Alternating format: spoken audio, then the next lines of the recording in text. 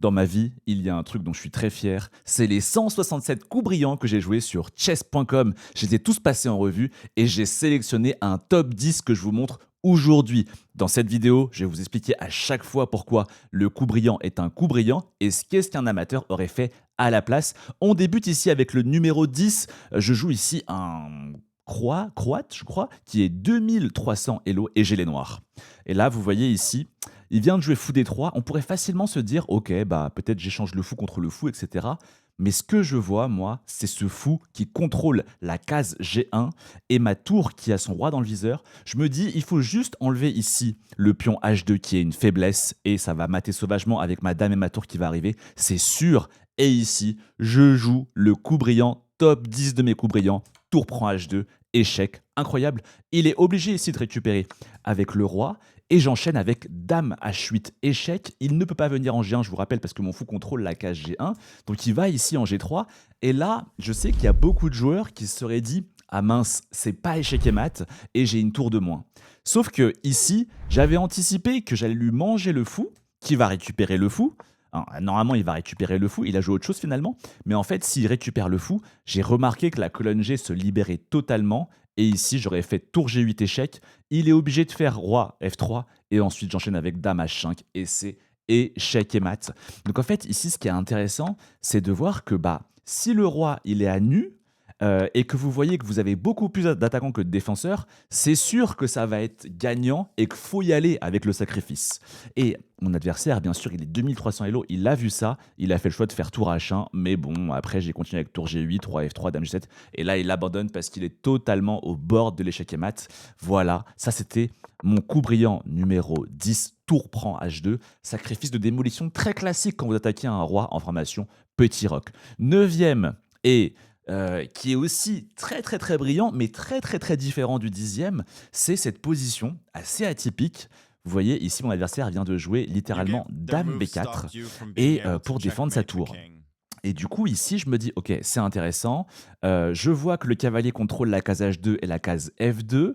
Donc son roi, il pourrait pas trop fuir. Et donc, il y a potentiellement des mates du couloir. Et donc, moi, j'ai limite envie, en réalité, vous voyez, qu'ils prennent ma dame. Et comme ça, je peux reprendre de la tour et c'est mat du couloir. Très classique. Sauf que le truc, c'est que je peux pas le forcer à prendre ma dame.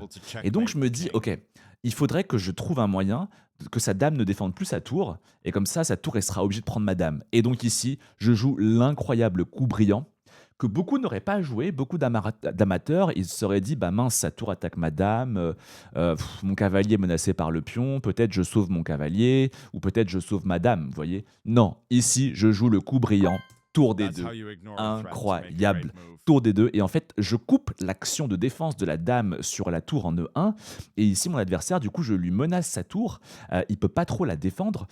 Pour la défendre, qu'est-ce qu'il doit faire? Il doit faire potentiellement un coup comme dame E4 pour défendre sa tour, mais sauf que ici, j'aurais pu enchaîner avec tellement de façons de gagner. Par exemple, dame C2 est très très fort, et j'enchaîne avec tour prend G2, tour H2, dame G2, échec et mat, etc. Et ici, sur tour D2, le truc, c'est que bien sûr, il peut pas manger ma dame parce que, comme je l'ai dit, tour prend D1, échec et mat.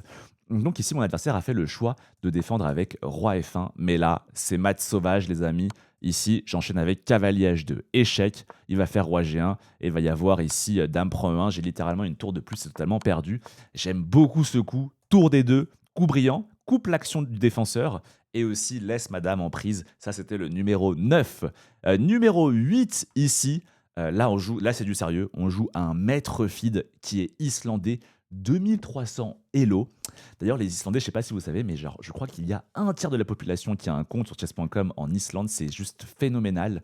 Et ici, mon adversaire, maître feed, vient de jouer ici cavalier prend D5, attaque ma tour. Encore une fois ici, beaucoup d'amateurs se seraient dit bon bah ok, il attaque la tour, on s'en va, genre on joue tour F3.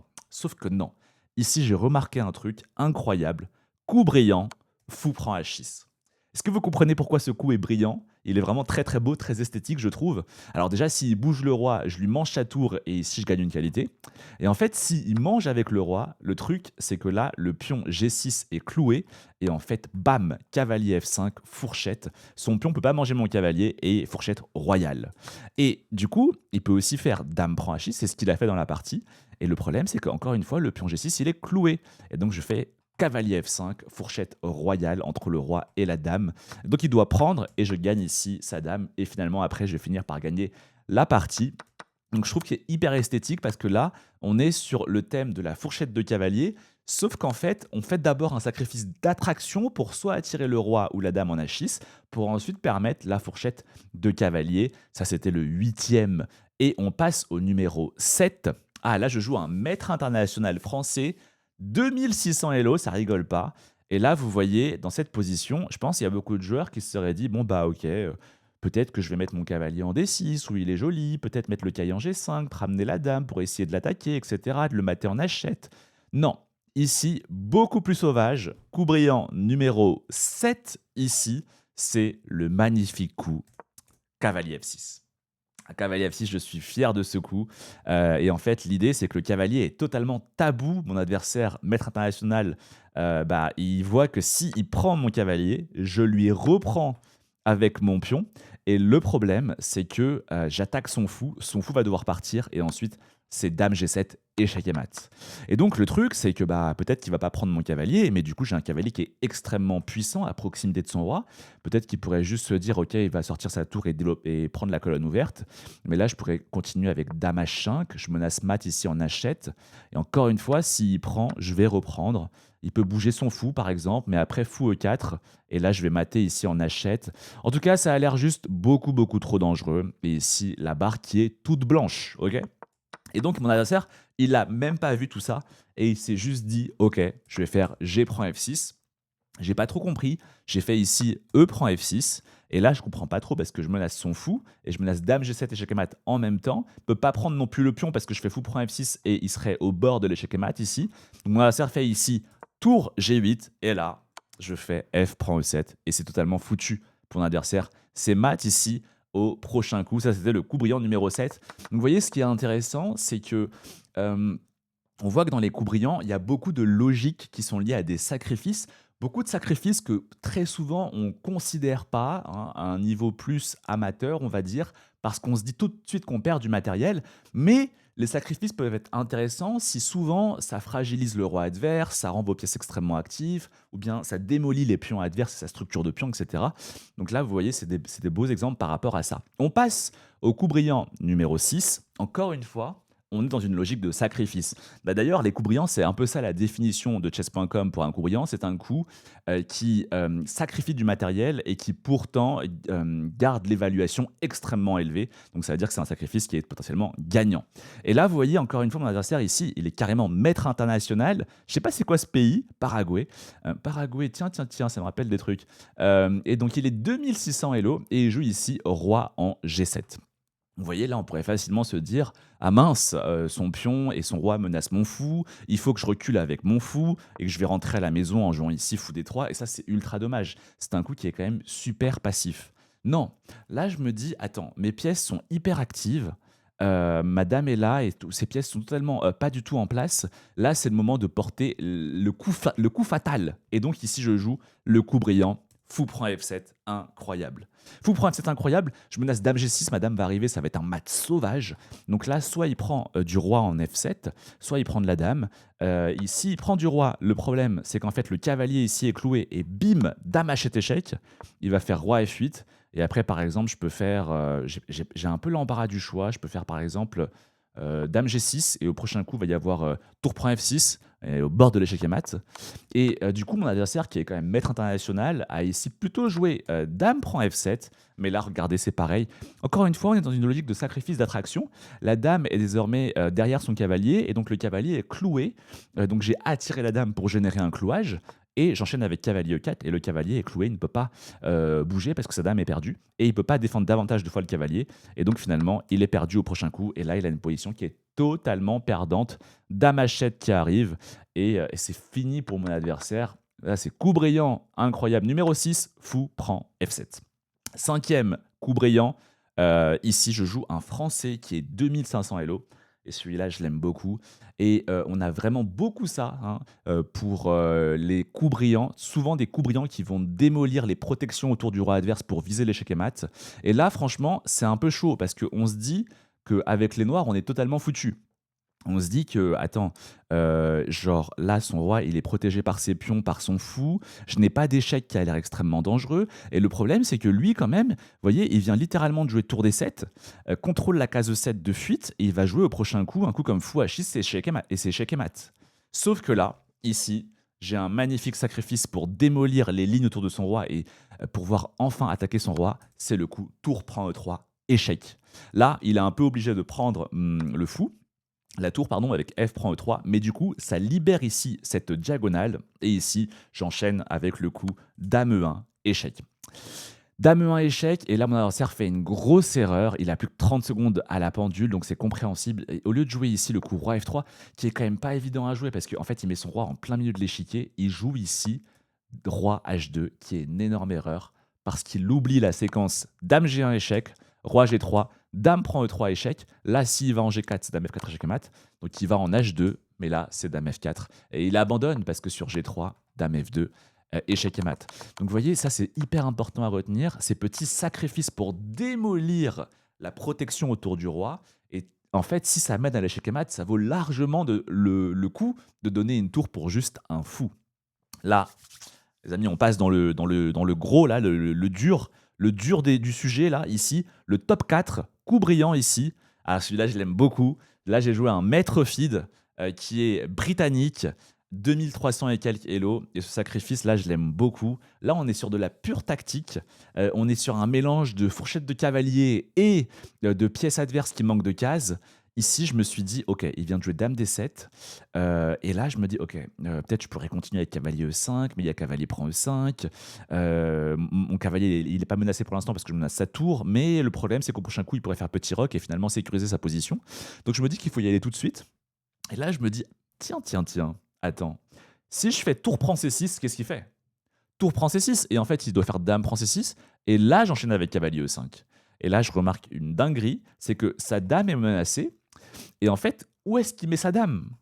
S'il mange mon cavalier, je remange en fait. Et derrière, sa tour, elle est en l'air. Et en plus, il perd après l'autre tour potentiellement. Il a beaucoup de matériel en moins ici. Ok. Ou même, il peut jouer fou D8 pour s'interposer, mais je fais tour prend D8, roi prend D8, et bam, la fourchette, et à la fin, j'ai une pièce de plus.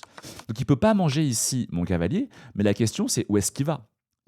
C'est quoi les cases où la dame noire peut aller sans se faire capturer? Il y a littéralement juste B7, C8, c'est tout. Et le problème, c'est que peu importe s'il va en C8 ou en B7, après, il y a la fourchette royale, cavalier D6. Et donc ça, je trouve c'est magnifique parce qu'en fait, genre, bam, c'est un sacrifice. Fallait voir ensuite, déjà, il faut oser faire le sacrifice. Ensuite, il faut voir la fourchette de cavalier et il faut voir le fait que la dame manque de cases. Tour prend C6, cavalier E5 et ensuite suivi de la fourchette royale. Maintenant, on passe sur le podium de mes plus beaux coups brillants sur chess.com. Numéro 3, ici, celui-là, je l'aime beaucoup. Je joue un maître national qui est 2465 Elo. Tiens, un Argentin, ça me rappelle encore des trucs. Et du coup, ici, là, je me dis, ok, j'ai une très bonne position, mais vous voyez, genre, j'ai du mal à voir comment je continue. Il y a probablement beaucoup de joueurs qui se seraient dit, bah attends, ok, peut-être je vais développer ma dame, ou peut-être je vais manger le pion en C5. Beaucoup de joueurs qui se seraient dit ça, et c'est dommage. Parce qu'en fait, vous voyez, la barre devient pas mal blanche, parce qu'en fait, ici, on peut totalement finir notre adversaire. Et encore une fois, je me dis, attends, c'est un peu bizarre. Si je fais fou prend F2, le truc, c'est mon coup brillant, c'est qu'en fait, si son roi prend, je vois que je peux enchaîner avec Dame D4, et je me dis, attends, Dame D4, je contrôle tout ça. Son roi est obligé de venir en F3, et je me dis, c'est sûr que là, c'est sûr qu'il va être échec et mat.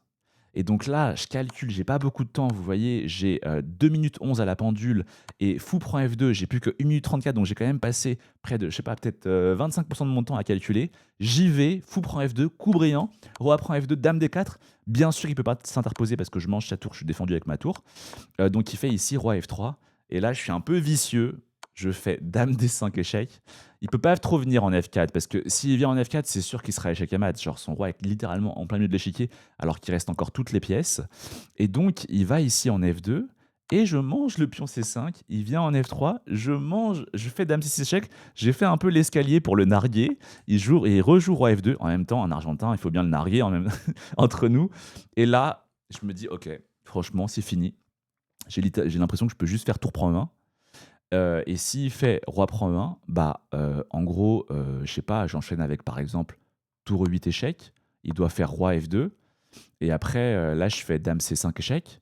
Il doit faire roi F3 et dame E3 échec à mat.